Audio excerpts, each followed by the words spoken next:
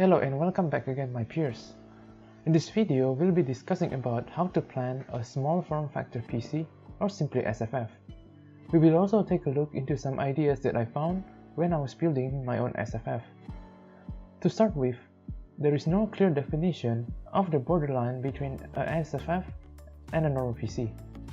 But based on the information I gathered from SFF PC subreddit, by today's definition, the SFF is a PC whose volume is smaller than 20-ish liter. Obviously, electronics miniaturization improves over time, so the definition of SFF in the past and in the future may be different. So what's the most important thing to look for when planning a SFF build? I would say that it is the case, or in more general term, the small form factor case. The reason is quite simple actually. SFF cases usually have space limitations compared to typical tower cases. So the case that you will choose will be a constraint on the components that you can cram in there. But then how to choose a SFF case that fits your need?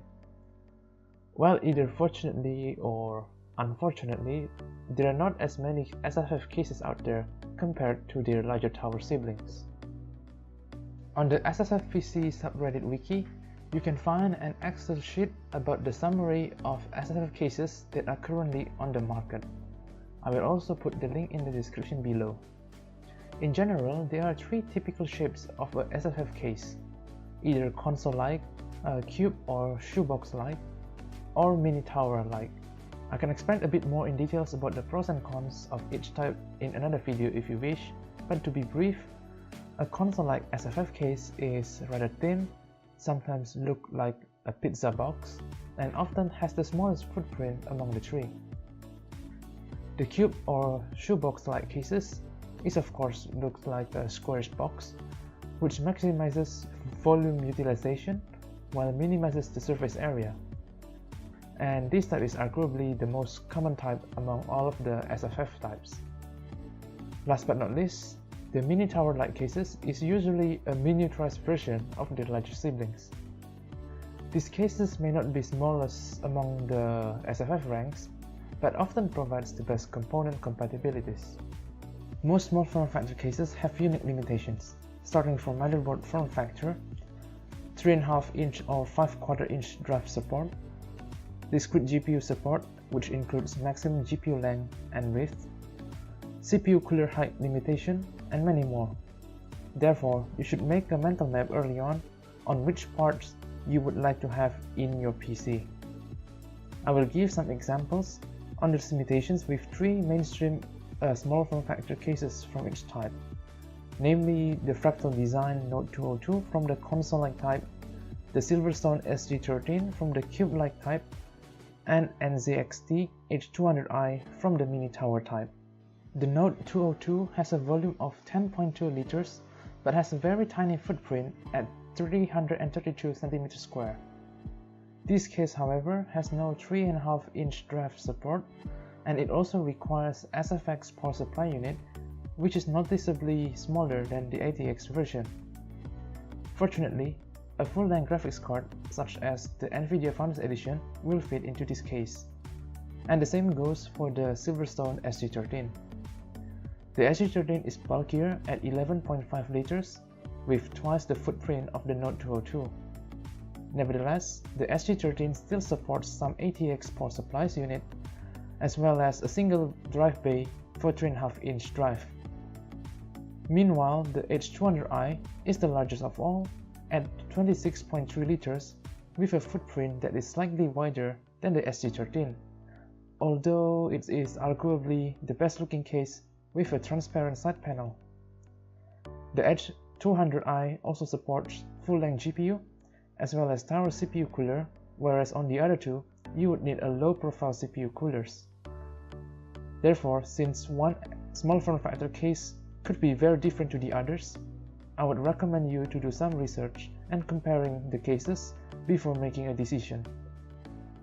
After choosing a case, you can start looking for parts that are within the constraints of the case. As a rule of thumb, most small form factor case only supports Mini-ITX motherboard, so this is the form factor that you should be looking at. Regardless of going with Intel or AMD CPU, each motherboard manufacturer, whether it is Asus, ASRock, Gigabyte, or MSI, usually has a Mini-ITX board in their product lineup, so these boards are not that difficult to find. Next up is the CPU cooler height limitation. Stock low-profile cooler, such as stock Intel cooler or AMD Rev Stealth, usually fits into most small form factor cases, while it is a bit tough to find a case that supports tower cooler. On top of that, not all cases supports all-in-one liquid cooling, such as the case of Note 202. Speaking of cooling performance, this is also something to look out for. In many small form factor cases, you will not find many spots to move air in and out, and the space available for fan mounting is also pretty limited. For example, the Note 202 has no case fan mount at all, meaning that the fans on the CPU and GPU cooler will draw air directly from outside of the case. The SG13, on the other hand, has a space for a 120mm fan which can be used as air intake. But the rear of the case is quite obstructed, so moving warm air out of the case would be quite challenging. You should look around the internet for reviews on the optimum cooling solution for the case of your choice. And if possible, you can also draw a mental map of how you would route airflow in and out of the case. Ideally, you would want the intake flow to be the same as the exhaust, which is also referred to as balanced case pressure. Some people would keep a higher case pressure by using more number of intake fans. However, from my personal experience with the SG13 case, I find it quite difficult to remove warm air from the back of the case. So I tried something unusual, which is using the front 120mm fan as the exhaust. I noticed that the meshes next to the GPU and the CPU side are already intakes for their respective coolers, which means that injecting more air from the front of the case would only trap the warmer air inside the case before it can slowly creep out from the small openings at the back of the case. Some SG13 users make use of the PSU fan to exhaust the warm air, but I am quite worried about damaging the durability of the power supply unit in the long run. Nevertheless, the meshes on the sides of the SG13 has no dust filter on it, unlike the Note 202 or the H200i. This means that the PC will accumulate dust faster, especially when the front fan is used as exhaust. To overcome this issue, I installed dust filters on most openings on the sides and at the back of the case. For this purpose, I got myself a dust and filter sticker. As an alternative though, Demking Flags also makes unique dust filters for various cases, but they may not be available everywhere. I would say that dust filtering should be considered so that your PC would require less maintenance over time. This also holds true for standard tower PC, which is also prone to overheating due to dust accumulation. Alright, to provide some idea on how the temperature inside my SG13 looks with various cooling fan configuration, you can check the following graph. You can find my PC configuration in the PC part picker link in the description. For this test, I run the game No Man's Sky and rendering video with Adobe Premiere Pro to stress GPU and CPU respectively. With No Man's Sky, the GPU temperature averages at 78 degrees Celsius with the exhaust fan configuration and at 81 degrees Celsius with the intake fan configuration, while the Premiere Pro causes the CPU to run at 70 degrees Celsius with the exhaust fan configuration and at 75 degrees Celsius with the intake fan configuration.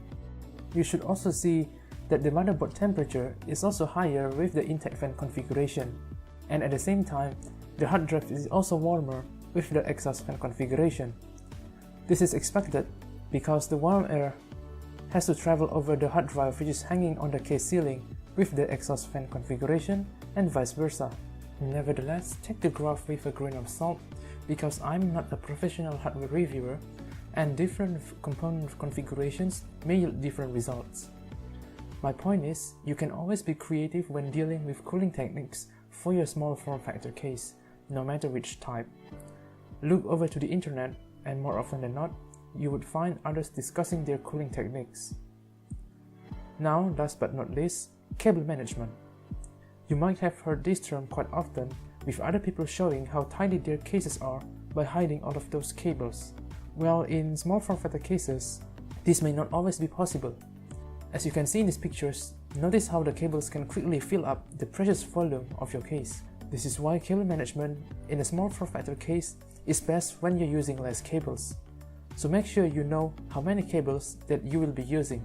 One way to reduce the amount of cables is by using a modular or semi-modular power supply unit, which means that you can simply remove extra power cables that you don't need. At the very least, your PC would need the following power cables: the 24-pin motherboard power, 8-pin CPU power, and that's it. You only need the PCI Express power cable if you're using a discrete graphics card that requires one, and if you're only using a M.2 drive on a compatible motherboard, you can say goodbye to both SATA and SATA power cable as well. The other option is to get SFX power supply unit, which is smaller and lighter and allows more breathing room inside the case. Some cases may not have built-in support for SFX power supply though, so a SFX ATX adapter might be needed. Obviously, there are some cables that are always there in every case, such as the front panel I/O and the case fans.